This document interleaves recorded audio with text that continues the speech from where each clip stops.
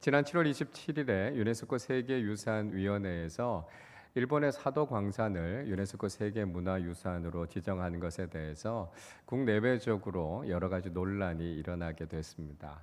이 사도 광산은요, 일본의 니가타현에 있는 사도섬에 위치하고 있는 광산입니다. 17세기에 처음으로 금광 개발이 시작됐던 곳이고요. 특별히 20세기 초에 일본의 전쟁 물자를 확보하기 위해서 아주 집중적으로 개발이 됐던 곳이 바로 이 사도 광산입니다. 문제는 일제강점기 시대에 우리 선조들이요, 그곳에 강제로 차출이 되어져 간 거죠. 그래서 거기서 아주 심한 고생, 아주 고난을 겪으면서 그 아주 열악한 환경 속에서 강제 노동을 당했던 곳이 바로 이 사도 광산입니다. 그래서 우리나라에서는 이 사도 광산이 유네스코 세계문화유산에 등재되는 것에 대해서 반대해 왔습니다. 그런데 일본 정부의 이 조선인 강제징용이라고 하는 명백한 문구와 또 이 사도 광산과 관련된 전체 역사를 다 공개한다라고 하는 것을 전제로 해서 한일 정부 간의 물밑 협상이 진행됐고 그 결과로 유네스코 세계문화유산에 등재된 것으로 알려졌습니다. 근데 문제는 그 이후에 일본이 이 강제징용이라고 하는 문구를 빼버린 거죠. 그리고 조선인들이 더 가혹한 환경에서 노동했다라고 하는 내용만 명시하게 된 것입니다. 사실 일본이 이런 일을 한 건 뭐 한 번, 두 번이 아니죠. 약속을 어기고 거짓을 일삼고 역사 앞에서 진실을 드러내지 못하는 이런 모습들은 사실 이전에도 여러 번 있어 왔습니다. 이런 모습을 보면서 우리는 다시 한번 이 잘못된 역사를 바로잡아야 된다라고 하는 것, 그리고 민족의 자존과 긍지를 드러내기 위해서 우리가 다시 한번 마음을 모아야 할 필요가 있겠다라고 하는 생각을 갖게 됩니다. 이런 말씀을 드리는 것은 그저 우리가 반일 감정을 고조시켜야 된다 이런 이야기를 하는 것이 아니고요. 역사와 정의 앞에서 진실하지 못했던 것에 대해서 우리는 이게 잘못됐다라고 하는 것을 지적할 수 있어야 된다라고 하는 것이고요. 역사를 바로잡기 위해서 우리가 더 책임 있는 행동, 실천이 필요하다라고 하는 것을 우리는 잊지 말아야 된다라고 하는 것이죠. 우리 한국 기독교 역사를 한 세기만 돌아가 봐도요. 우리 한국 기독교는 민족과 나라의 가장 앞에서 선도적으로 이 역사를 이끌어가는 아주 중요한 역할들을 많이 했었습니다. 여러분 잘 아시는 것처럼 독립선언문을 기초한 33인의 민족 지도자 가운데 무려 16명이 크리스천이지 않았습니까? 당시에 한국 기독교의 인구는 1.5%에 불과했습니다. 그럼에도 불구하고 민족을 이끌어가는 지도자의 반열에 있었던 사람들은 거의 50%를 육박했다라고 하는 것이죠. 그러니까 인구 숫자가 많아야만 더 큰 영향을 미치는 것이 아니고요. 우리가 하나님 앞에서 얼마나 바르게 서 있는가, 또 나라와 민족 앞에서 우리가 해야 될 사명을 얼마나 잘 감당하는가라고 하는 것이 우리가 책임 있게 영향력을 미치는 삶을 살 수 있게 된다라고 하는 걸 우리가 기억해야 된다라고 하는 것이죠. 우리가 해방 이후에 재헌국회가 열리게 됐을 때 재헌국회는 하나님 앞에 기도함으로써 재헌국회가 시작이 됐습니다. 감리교회 목사님이셨고 국회의원이었던 이윤영 목사님께서 국회를 시작하면서 하나님께 기도하셨어요. 그 기도의 내용 일부를 제가 읽어드리겠습니다. 이 우주와 만물을 창조하시고 인간의 역사를 섭리하시는 하나님이시여, 이 민족을 돌아보시고 이 땅을 축복하셔서 감사에 넘치는 오늘이 있게 하심을 주님께 저희들은 성심으로 감사하나이다. 오랜 시일 동안 이 민족의 고통과 호소를 들으시사 정의의 칼을 빼서 일제의 폭력을 굽히시사 하나님은 이제 세계 만방의 양심을 움직이시고 또한 우리 민족의 염원을 들으심으로 이 기쁜 역사적 환희의 날을 이 시간에 우리에게 오게 하심은 하나님의 섭리를 세계 만방에 현시하신 것으로 믿나이다. 하나님이시여, 이로부터 남북이 둘로 갈리어진 이 민족의 어려운 고통과 수치를 신원하여 주시고 우리 민족 동포가 손을 같이 잡고 웃으며 노래하는 날이 우리 앞에 속히 오기를 기도하나이다. 여러분 얼마나 감격적이고 가슴 벅찬 기도문입니까? 그것도 국회를 시작하면서 기도하면서 시작했다라고 하는 것은 참 놀랄 만한 일이죠. 지금은 종교 편향이라는 이유로 이런 공식적인 행사에 기도하는 것 자체가 금지되어져 있지만 처음 재헌국회를 시작하면서 기도하면서 시작했다라고 하는 것은 당시에 한국 기독교가 이 사회와 민족 속에 어떤 영향을 미치고 있었는가라고 하는 걸 우리에게 분명히 보여주고 있는 것입니다. 물론 지금은 세상이 더 악하고 타락했고 반기독교적인 정서나 성향이 너무 강하다 이렇게 한탄하시는 분들도 계시지만 동시에 오늘날 교회와 그리스도인들이 세상과 민족을 향해서 어떤 모습으로 살아가고 있었는가라고 하는 우리 자신의 모습을 다시 한번 반성하면서 되돌아보아야 되겠다 이런 생각들을 갖게 되는 것이죠. 우리는 지난 주간에 광복절을 보내면서 정말 우리의 신앙이 그저 개인적인 신앙에 머물러 있는 것이 아니라 우리가 속해 있는 공동체 속에서 또 이 나라와 이 민족 속에서 얼마나 책임 있게 나라와 민족을 사랑하는 신앙을 가졌는가라고 하는 것을 돌아보아야 되겠습니다. 우리가 믿음의 삶을 살아가면서도 정말 나라를 사랑하고 민족을 위해서 기도하는 그런 신앙생활을 하지 못했고 나라와 민족을 위해서 헌신하는 아름다운 신앙을 갖지 못했다라고 하는 걸 우리는 반성하게 되는 것이죠. 정말 우리가 한 나라 대한민국의 국민으로서 또 이 땅의 그리스도인으로 살아가면서 우리는 많은 사람들과 이 나라를 향해서 어떤 영향력을 미치면서 살았는가를 생각해 보게 됩니다. 우리가 너무 개교회의 문제에 빠져 있었던 것은 아닌지 또 교회 안에서도 정치적인 성향이 다르다라고 하는 것 때문에 우리끼리 갈등하고 있었던 것은 아닌지 우리의 모습을 다시 한번 돌아보게 되고요.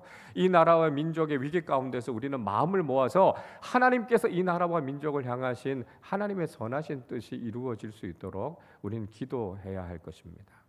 여러분 우리가 이 시대의 그리스도인으로 이 나라와 이 민족을 섬기며 살아간다는 것이 과연 어떤 의미인지 우리는 오늘 말씀을 통해서 함께 생각해 보려고 합니다. 오늘 우리가 읽은 출애굽기 14장의 말씀은 이스라엘 백성들이 출애굽하는 과정 속에서 아주 기적적인 하나님의 능력을 경험하게 된 이야기를 우리에게 들려주고 있습니다. 우리가 잘 알고 있는 홍해가 갈라지게 된 사건이었습니다. 자, 그런데 하나님께서 이스라엘 백성들을 홍해까지 이끌어 가시는 그 과정이 인간적으로는 이해하기가 상당히 어려운 것이었습니다. 오늘 본문 앞쪽에 있는 2절에서는 이렇게 말씀하고 있습니다. 이스라엘 자손에게 명령하여 돌이켜 바다와 믹돌 사이의 비하히롯 앞 곧 바알스본 맞은편 바닷가에 장막을 치게 하라 말씀하고 있습니다. 하나님께서는 지금 출애굽하고 있는 이스라엘 백성들을 향해서 가던 길을 멈추고 되돌이키라 이렇게 말씀하고 있습니다. 왜 하나님께서 가던 길을 돌이키고 돌아오라 이렇게 말씀하셨을까요? 지금 이스라엘 백성들은 지중해 해안을 향해서 걸어가고 있었습니다. 그런데 하나님께서 그 길을 되돌이키라 말씀하신 이유는 분명했습니다. 왜냐하면 그 길 앞에는 호전적인 블레셋 사람들이 있었기 때문이었습니다. 출애굽기 13장 17절은 이렇게 말씀합니다. 바로가 백성을 보낸 후에 블레셋 사람의 땅의 길은 가까울지라도 하나님이 그들을 그 길로 인도하지 아니하셨으니 이는 하나님이 말씀하시기를 이 백성이 전쟁을 하게 되면 마음을 돌이켜 애굽으로 돌아갈까 하셨습니다. 블레셋 사람의 땅, 지금의 팔레스타인 지역이죠. 분쟁이 일어나고 있는 가자 지구입니다. 그 길로 가는 것이 가나안으로 가는 가장 가까운 길이기는 했지만 만약에 그 길로 가다 보면 블레셋 사람들과의 전쟁을 피할 수가 없었다는 것이죠. 그래서 이스라엘 백성들이 블레셋 사람들과 전쟁을 하게 되면 낙심하게 돼서 다시 애굽으로 돌아가자 이렇게 말할 것을 염려하셔서 하나님께서는 그 길을 되돌이켜서 홍해의 광야길로 걸어가게 하셨습니다. 18절에 이렇게 말씀합니다. 그러므로 하나님이 홍해의 광야길로 돌려 백성을 인도하심에 말씀합니다. 가던 길을 멈추고요. 다시 그 길을 되돌이켜서 홍해의 바닷길 쪽으로 가게 하셨다라고 하는 것이죠. 우리는 하나님의 이 인도하심을 통해서 하나님의 뜻이 무엇인지를 알게 됩니다. 하나님은 가장 빠른 길이 아니라 가장 적절한 길로 하나님의 백성들을 인도하신다라고 하는 거죠. 우리는 빠른 길로 가고 싶어 해요. 그러나 하나님께서는 그 길이 아니라 가장 적절한 길이 무엇인가라고 하는 것을 아시고 그 길로 인도하신다는 거죠. 여러분, 이건 우리의 삶에 있어서도 굉장히 중요한 교훈이라고 할 수 있습니다. 우린 빨리 가고 싶어 해요. 뭐든지 일이 빨리 이루어지기를 원하지만 하나님께서는 가장 좋은 길로, 가장 적절한 길로 인도하고 계신다라고 하는 것을 신뢰해야 된다 하는 것이죠. 자, 그런데 이렇게 인도하시는 하나님의 인도하심이 사실 이스라엘 백성들에게는 이해하기가 참 어려웠습니다. 가던 길을 되돌이켜서 온다라고 하는 건 시간 낭비죠. 조금이라도 더 빨리 애굽의 소나기에서부터 벗어나야 될 텐데 가던 길을 돌아오게 되면 애굽의 추격을 받을 수 있는 빌미를 제공하는 겁니다. 이스라엘 백성들이 염려했던 것처럼 그들 뒤에 바로의 군대가 따라붙었습니다. 그리고 그렇게 홍해 앞으로 가다 보면 홍해에서 딱 갇힐 수 있는 상황이 된 거죠. 정말 그들 앞에는 홍해가 가로막고 있었고요. 좌우에는 광야가 놓여 있었습니다. 그리고 그 뒤에서는 무섭도록 바로의 군대가 추격해 오고 있었습니다. 그러니까 완전히 포위가 된 거예요. 이스라엘 백성들은 하나님께서 우리를 오히려 위기 가운데 몰아넣으셨다 이렇게 생각했을 것입니다. 그러나 하나님의 계획은 달랐다라고 하는 것이죠. 오늘 본문 앞쪽에 있는 13절 14절은 이렇게 말씀합니다. 모세가 백성에게 이르되 너희는 두려워하지 말고 가만히 서서 여호와께서 오늘 너희를 위하여 행하시는 구원을 보라. 너희가 오늘 본 애굽 사람을 영원히 다시 보지 아니하리라. 여호와께서 너희를 위하여 싸우시리니 너희는 가만히 있을지니라. 모세는요 막 웅성웅성대고 있는 백성들을 진정시켰습니다. 그리고 하나님께서 어떤 일을 하실 것인가라고 하는 것을 그들에게 이야기해 준 거죠. 하나님께서 너희를 위기로 몰아넣으신 것이 아니라 하나님께서 특별한 방법으로 너희를 구원하실 거니까 하나님의 그 구원을 기대하라. 이렇게 이야기하고 있습니다. 하나님께서 놀라운 능력과 기적을 행하셔서 그들을 건져주시고 구원해 주시는 놀라운 일들을 경험하게 될 것이다 라고 하는 것을 말씀해 주신 것이죠. 여러분, 우리도 삶을 살아가면서 이런 경험을 할 때가 있습니다. 정말 앞뒤 좌우가 꽉 막혀버린 것 같은, 그리고 하나님께서 우리를 위기의 상황으로 몰아넣으시는 것 같은 답답한 상황들을 만나게 될 때가 있어요. 여러분, 그런데 이런 말이 있습니다. 앞에는 홍해, 좌우는 광야, 그리고 뒤에서는 애굽의 군대가 추격해 온다면 하나님을 찬양하기 시작하라. 왜냐하면 지금이 바로 하나님의 기적을 경험할 수 있는 최적의 시간이기 때문이다. 이스라엘 백성들은 사면 초가와 같은 위기에 빠졌습니다. 앞으로도 뒤로도 좌우로도 갈 수 없었어요. 이때는 하나님을 바라보고 기도해야 되는 때고요. 하나님의 기적과 하나님의 구원의 은혜를 기대해야 하는 때다라고 하는 것이죠. 여러분, 우리도 삶을 살아가다 보면 우리가 정말 어찌할 수 없는 상황을 만나게 될 때가 있습니다. 앞뒤가 좌우가 꽉 막혀버린 것 같은 상황을 경험하게 되죠. 여러분, 그때도 하늘은 열려 있다라고 하는 걸 기억하시기를 바랍니다. 그때는 하나님 앞에 기도해야 될 때라는 거예요. 하나님께서 도와주실 가장 최적의 순간임을 기억하고 그때 낙심하거나 절망하는 것이 아니라 하나님의 기적 같은 도우심을 구하면서 기도하는 사람들이 되어야 한다는 것이죠. 우리 개인의 삶만이 위기가 되는 것이 아니죠. 우리의 공동체, 이 나라와 이 민족도 큰 위기를 경험하고 있습니다. 여러분, 이런 상황 속에서 가장 쉽게 할 수 있는 반응은요, 다른 사람들을 탓하거나 불평하고 원망하는 겁니다. 그러나 이렇게 해서는 문제를 해결하는데 아무런 도움이 되지 않습니다. 그리고 신앙인들은 절대로 이런 모습을 가져서는 안 된다는 것이죠. 이 위기 상황 속에 처했을 때 여러분, 우리가 해야 될 일은 무엇입니까? 하늘을 바라보고 하나님께 기도하는 거예요. 우리의 손으로, 우리의 능력으로는 할 수 없지만 하나님의 손으로 우리를 건져주실 것을 기대하면서 하나님께 기도하는 믿음의 사람들이 되시기를 바랍니다.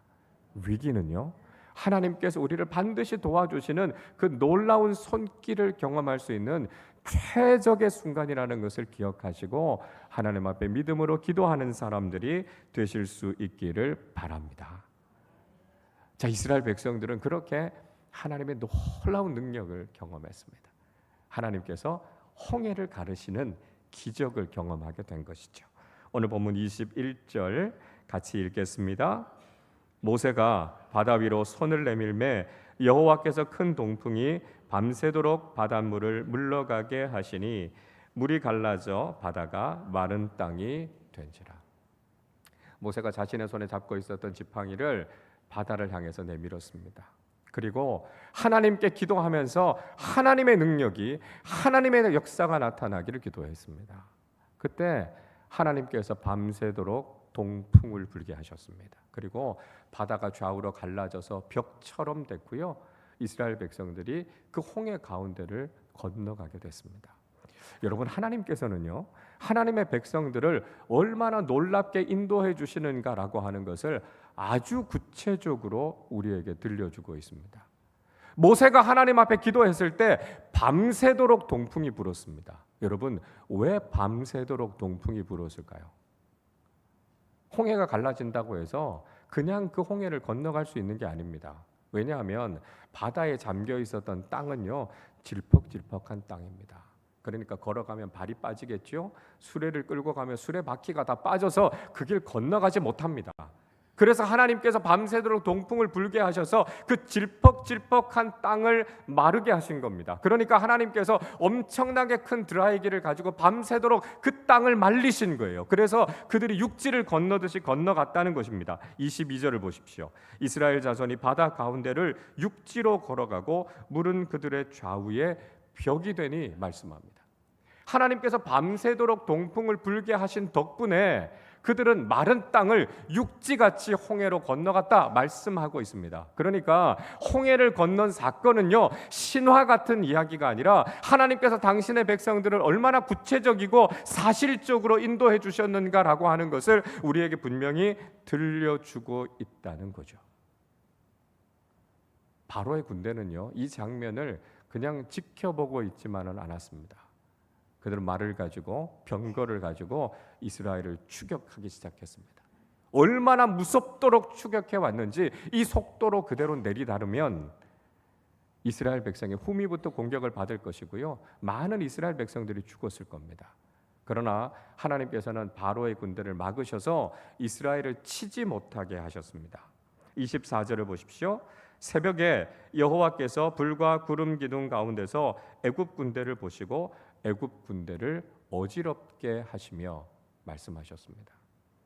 하나님께서는 이스라엘 백성들과 애굽 군대 사이에 불과 구름 기둥을 세우셨습니다. 그래서 애굽 군대가 이스라엘 백성들을 치지 못하도록 막으셨던 것이죠. 그 사이를 구별하셨다라고 하는 것입니다. 마치 애굽 땅에서 10가지 재앙이 있었을 때 하나님께서는 애굽의 백성들과 이스라엘 백성들 사이를 구분하셔서 그 재앙 가운데서도 이스라엘 백성들을 보호해 주신 거죠. 여러분, 이것은 우리에게 아주 중요한 교훈을 주고 있습니다. 우리가 믿음을 가지고 살아가도요, 우리 인생에 위기는 있습니다. 우리가 하나님을 잘 믿고 살아간다고 해서 우리 인생에 아무런 어려움이 없는 게 아니에요. 똑같이 우리도 어려운 상황을 만나게 되지만 그 과정 속에서도 하나님께서는 우리를 구별하시고요, 특별히 보호하시는 하나님의 은혜를 경험하게 된다는 거예요. 인생의 풍랑이 몰아닥치죠. 우리 인생에도 위기가 찾아오지요. 그러나 믿음의 사람들이 하나님을 찾을 때 하나님께서는 우리를 구별하셔서 우리를 보호해 주시는 하나님의 특별한 손길을 경험하게 하신다는 것입니다. 하나님은 거기에서 멈추지 않으셨습니다. 하나님은 이 문제를 근본적으로 해결하기를 원하시는 거죠. 애굽의 군대가 이스라엘 백성들이 가까이 나아가지 못하도록 하나님께서 그들을 계속해서 막으셨습니다. 그들의 병거 바퀴가 다 벗겨져서 빠졌고요, 말들도 당황해서 이리 뛰고 저리 뛰고 하니까 도무지 제어가 되지 않았습니다. 그런 상황 속에서 하나님께서는 바로의 군대를 홍해에 잠기게 하셨습니다. 28절 말씀 같이 읽겠습니다. 물이 다시 흘러 병거들과 기병들을 덮되 그들의 뒤를 따라 바다에 들어간 바로의 군대를 다 덮으니 하나도 남지 아니하였더라. 홍해 물이 다시 힘을 얻게 됐어요. 그리고 바로의 군대를 다 덮어버렸습니다. 그래서 이스라엘 백성들을 추격했던 바로의 군대는 그 자리에서 다 죽고 말았습니다. 이 장면을 보면서 비로소 이스라엘 백성들은 왜 하나님께서 그들을 홍해 앞으로 인도하셨는지를 깨닫게 됐을 겁니다. 여러분 한번 생각해 보십시오. 이스라엘 백성들이 가장 가까운 지중해 해안길을 따라서 가나안으로 들어갔다고 한번 생각해 보십시오. 블레셋 군대와의 싸움이 힘들었겠죠. 그러나 만약 승리하고 그들을 지나서 가나안 땅에 들어갔다고 한번 생각해 보십시오. 이집트와 이스라엘은 그렇게 먼 거리가 아닙니다. 지금도 예루살렘에서 이집트 카이로까지는 차로 12시간이면 충분히 갈 수 있는 거리입니다. 그러니까 바로가 마음만 먹으면 최강의 애국 군대를 끌고 가서 이스라엘을 괴롭힐 수 있는 그런 상황이었습니다. 그런데 하나님께서는 애굽의 군대를 홍해에 수장시키심으로써 그 군대에 심각한 타격을 입히신 거죠. 그래서 감히 앞으로 이스라엘을 다시 공격해 올 수 있는 가능성을 완전히 제거해 버리신 것입니다. 그래서 하나님께서는 앞으로 일어날 수 있는 모든 일들까지도 다 아시고 근본적으로 이 문제를 해결해 주셨다라고 하는 것을 보여주신 것이죠. 여러분, 하나님께서는요, 우리의 삶에 최선의 것을 주시는 분이십니다. 우리는요, 문제가 있을 때 왜 하나님께서 이 문제를 빨리 해결해 주시지 않느냐, 그렇게 이야기할 때가 있죠. 왜 우리가 생각하는 인간적인 방법으로 하나님께서 그렇게 문제를 해결해 주시지 않느냐고 불만을 가질 때가 있습니다. 그러나 여러분, 하나님께서는요, 우리 인생의 앞길을 미리 다 내다보고 계시고요, 우리의 삶에 가장 최선이 무엇인지를 알고 계시는 하나님이세요. 우리의 생각과는 다르지만 하나님께서는 우리의 인생에 가장 좋은 것이 무엇인가라고 하는 것을 아시기 때문에 믿음의 사람들에게 가장 좋은 것을 주시는 것이죠. 우리의 삶의 근본적인 축복이 무엇인지, 우리가 어떻게 살아가기를 하나님은 원하시는지 하나님은 모든 것을 다 아시기 때문에 늘 하나님은 우리의 삶에 가장 좋은 것을 주시는 하나님이심을 신뢰하실 수 있기를 바랍니다. 자, 이 놀라운 일들이 일어났고요. 그 결과는 어떻게 됐을까요? 오늘 31절 말씀을 우리 같이 읽겠습니다. 이스라엘이 여호와께서 애굽 사람들에게 행하신 그 큰 능력을 보았으므로 백성이 여호와를 경외하며 여호와와 그의 종 모세를 믿었더라. 이스라엘 백성들은 하나님께서 행하시는 놀라운 능력을 경험했습니다. 홍해를 가르시고 그 땅을 마른 길로 건너게 하셨고요, 하나님께서 바로의 군대를 그 홍해에 수장시키심으로써 놀라운 능력과 승리를 경험하게 하신 것이죠. 그걸 보면서 이스라엘 백성들은 하나님을 경외하고 하나님을 믿었습니다. 그리고 하나님께서 모세를 선택하셔서 하나님의 사람으로 사용하고 계시는구나라고 하는 것을 비로소 신뢰하게 됐다는 것입니다. 물론 이스라엘 백성들은 애굽 땅에 있는 동안에도 10가지 재앙이라고 하는 하나님의 기적을 경험했습니다. 하나님께서 이집트의 모든 신들을 다 깨트리시고요, 여호와 하나님만이 신이시다라고 하는 것을 증명해 보이셨던 사건을 경험했습니다. 근데 여러분, 믿음이라고 하는 건 그렇게 쉽게 생기는 게 아닙니다. 당장 우리가 하나님의 능력을 경험할 때는 하나님을 믿는 것처럼 생각하다가도요, 하나님이 눈에 보이지 않고요, 인생의 문제를 경험하면 어느새 불신과 의심이 우리의 마음에 가득 차게 됩니다. 그래서 하나님께서는 다시 한번 우리를 기적의 현장으로, 능력의 현장으로 우리를 인도해 주셔서 하나님이 살아계신다라고 하는 것, 그리고 그 하나님을 믿을 수 있게 하신다는 것이죠. 그리고 그 일을 행하는 하나님의 사람들을 믿고 신뢰할 수 있게 하신다는 것이죠. 우리는 삶 속에서 하나님의 놀라운 일들을 경험하면서 하나님이 살아계시는구나 라고 하는 것을 믿어야 한다는 것이고요, 또 그 믿음이 언제든지 우리의 삶 속에서 놀라운 일들을 일으킨다라고 하는 것을 믿음으로 증명하는 삶을 살아야 한다는 것이죠. 여러분, 우리도 좀처럼 믿음 갖기에 어려운 사람들입니다. 우리가 금방은 하나님을 믿는 것처럼 생각하다가도요, 삶의 어려움을 만나면 또 하나님을 불신하고 하나님을 떠나려고 하는 성향을 가지고 있는 게 바로 우리라는 거죠. 인생에 좋은 일들이 있을 때는 하나님께 감사하지만 어려움이 닥치면 또 불평하고 원망하는 것이 우리의 모습 아닙니까? 그래서 하나님께서는 오늘도 우리를 하나님의 능력의 현장으로 이끌어 가십니다. 인간적으로 볼 때는 위기의 상황 같아요. 인간적으로 볼 때는 답답한 상황 같아요. 그러나 그 상황 가운데서도 믿음으로 하나님 앞에 기도할 때 하나님은 살아계시고 여전히 우리를 구원하시는 하나님이 되신다는 것을 경험하게 하시는 거죠. 그 일을 통해서 우리는 흔들림 없는 믿음을 갖게 되는 겁니다. 그리고 그 믿음 가지고 기도하며 나아갈 때 지금도 우리의 삶 속에서 놀라운 일들을 일으키시는 하나님을 경험하게 하신다는 것이죠. 세상은 어떻겠습니까? 세상은 더더욱 하나님을 믿지 않으려고 합니다. 세상이 얼마나 완고합니까? 하나님을 거부하는 일들이 얼마나 많습니까? 그리스도인들도 하나님을 신뢰하기가 어려운데요, 세상이 하나님을 경외하고 믿는 일은 정말 어려운 일입니다. 이 나라 이 민족의 역사를 한번 생각해 보십시오. 하나님의 기적이 아니고는 이 나라 이 민족이 여기까지 올 수 있었겠습니까? 그러나 사람들은 하나님을 인정하지 않아요. 하나님을 받아들이려고 하지 않습니다. 오히려 하나님을 모욕하고 거부하는 이 시대를 우리는 지금 살아가고 있습니다. 여러분, 이 악한 세상, 하나님을 거부하는 많은 사람들이 어떻게 하나님을 믿게 할 수 있을까요? 어떻게 교회와 영적인 지도자들이 다시 한번 세상의 존경과 신뢰를 회복할 수 있겠습니까? 그것은 바로 우리의 손을 통해서 하나님께서 살아계시고 능력을 행하고 계신다라고 하는 것을 세상에 보이면서 살아가는 것입니다. 하나님께서 모세의 손을 통해서 홍해를 가르시는 기적을 일으키셨던 것처럼 우리가 믿음으로 기도할 때 하나님께서 그 기도를 통해 어떤 일을 행하시는가라고 하는 것을 우리가 세상에 증명하면서 살아가야 한다는 것이죠. 그 놀라운 능력과 하나님의 기적이 지금도 이 세상 가운데 나타나게 될 때 사람들은 하나님을 두려워하게 될 것입니다. 그리고 하나님만이 참된 신이심을 고백하면서 하나님을 경외하게 될 것입니다. 그리고 교회와 믿음의 사람들을 존중하고 그들을 신뢰하는 일들이 일어나게 될 것입니다. 지금도 살아계셔서 우리 가운데 놀라운 일을 행하시는 그 하나님을 믿고 그 믿음으로 기도하는 믿음의 사람들이 되셔서 하나님께서 높임을 받으시고 교회와 그리스도인들이 이 세상 가운데 선한 영향력을 미치며 살아가는 놀라운 일들이 우리의 삶의 자리에서 풍성하게 나타나시기를 주님의 이름으로 축원합니다. 기도하겠습니다.